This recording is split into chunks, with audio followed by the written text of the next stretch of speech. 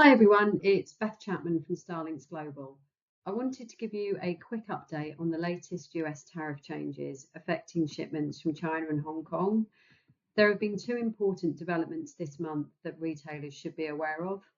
The first update came from the US CBP Trade and Cargo Security Summit earlier this month. CBP confirmed their current approach. The parcels arriving into the US via postal clearance from a postal authority other than China Post or Hong Kong Post and without a visible country of origin may be opened and inspected. If they're found to be of Chinese or Hong Kong origin, full duties are applied and the shipment is moved to formal clearance with the recipient responsible for clearing. There has also been a sharp reduction in de minimis shipments since enforcement began on the 2nd of May. De minimis volumes have fallen from around 4 million per day to approximately 600,000. CBP also reminded the trade community that goods must be declared at their full transaction value, the price paid by the buyer. They're monitoring all clearance methods and B2B2C models closely to prevent underdeclaration, and retailers should ensure declarations are accurate to avoid penalties. The second development comes from the US-China trade discussions and the ongoing tariff adjustments we've all been tracking closely. It's been a real roller coaster over recent weeks. On the 2nd of April, Liberation Day, the US announced a 34% reciprocal tariff on Chinese and Hong Kong origin goods. Just 6 days later, on the 8th of April, this was raised sharply to 84%, and by the 9th of April, it peaked at 125%.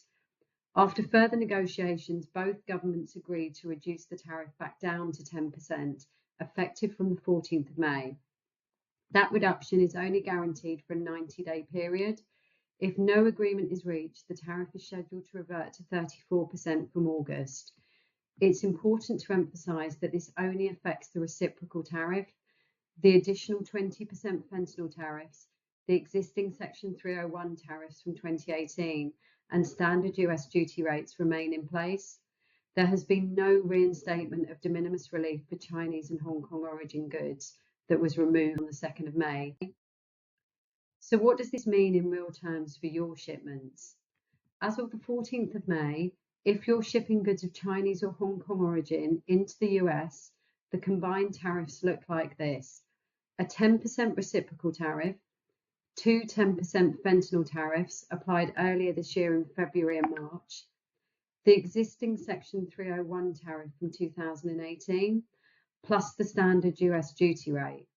That brings the total additional surcharge to 30% before standard duty and Section 301 are applied.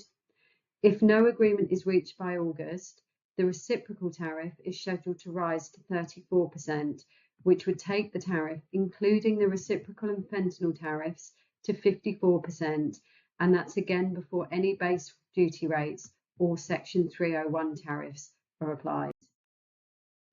There has also been a lot of discussion about goods sent by China Post or Hong Kong Post.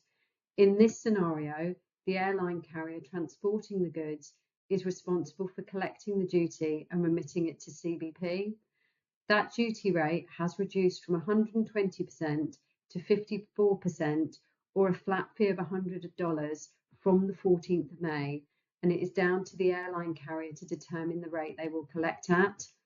For China origin goods sent through the postal channel via a third country's postal operator, those goods will be subject to the 30% duty, that's the 10% rate plus the 20% fentanyl tariff, plus Section 301 tariffs, plus base rate of duty, and will enter via formal clearance with the recipient responsible for clearing. If you want to keep receiving clear, practical updates like this as things develop, please make sure you're subscribed to our Starlinks Global US trade updates. You'll find the latest news on the tariff changes for China and Hong Kong origin goods, access helpful resources, and book a free call with one of our experts for advice on how these changes could affect your retail business. Thank you.